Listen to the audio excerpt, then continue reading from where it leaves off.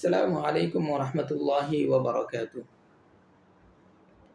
আলহামদুলিল্লাহি রাব্বিল আলামিন ওয়াস সালাতু ওয়াস সালামু আলা আশরাফিল আম্বিয়া সাইয়্যিদুল আম্বিয়া ওয়াল মুরসালিন ওয়া আলা আলিহি ওয়া আসহাবিহি আজমাইন।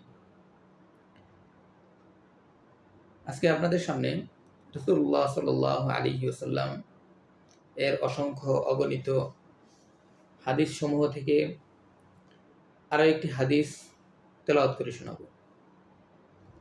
সেটা হচ্ছে যে রাসূলুল্লাহ সাল্লাল্লাহু আলাইহি ওয়াসাল্লাম বলেছেন, মান ক্বারাআল কুরআন ওয়া ইয়াতাকাক্কাউ ফীহি কানা লাহু আজরান।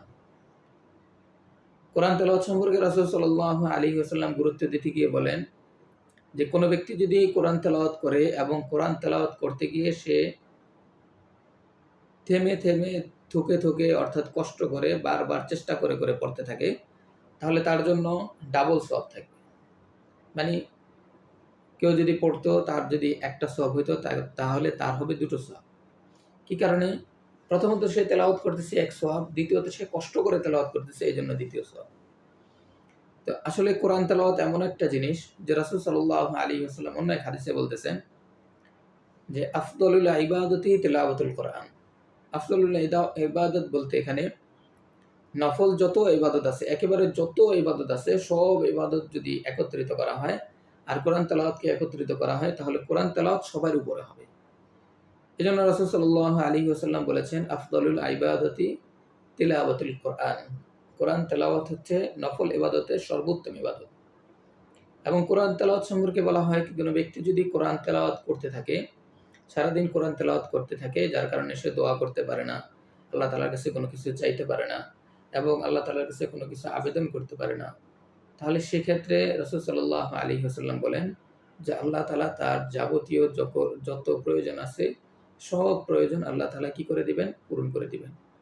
তো আসলে কোরআন তেলাওয়াতের যে অত্যন্ত ফজিলতের সময় আসলে সবসময়, যার কারণে আমরা সবসময় কোরআন তেলাওয়াত করার চেষ্টা করব এবং আল্লাহ তাআলা যেভাবে কোরআনে বলেছেন, কোরআন তেলাওয়াত করতে বলেছেন, আমরা চেষ্টা করব যাতে করে সহিহ শুদ্ধভাবে কোরআন তেলাওয়াত করতে পারি। এবং যদি আমাদের কষ্ট হয় কোরআন তেলাওয়াত শিখতে বা কোরআন তেলাওয়াত করতে, আমরা যাতে সেখানে থেমে না যাই। অল্প কিছু করে থেমে গেলাম, তারপরে অনেক দিন গ্যাপ দিলাম, আবার পড়লাম। আল্লাহ তাআলা এটা বলেন নাই। আল্লাহ রাসূল এটাও বলেন নাই। বলছেন যে সবসময় লেগে থাকা এবং তেলাওয়াতের মাধ্যমে সবসময় যাতে মানুষ তেলাওয়াত করতে পারে এবং সবসময় তেলাওয়াত করে, তাহলেই আল্লাহ তাআলা এই পুরস্কার মানুষকে দিয়ে থাকবেন। আর রাসূল সাল্লাল্লাহু আলাইহি ওয়াসাল্লাম যা বলেছেন এই সবগুলাই হচ্ছে আল্লাহ তাআলার পক্ষ থেকে, আল্লাহ তাআলা তার অন্তরে ঢেলে দিয়েছেন আর আল্লাহ রাসূল বলেছেন। এজন্য আল্লাহ তাআলা বলেন মা ইয়ানতিকু আনিল হাওয়া। আল্লাহ তাআলা আমাদের সবাইকে আমল করার তৌফিক দান করুন।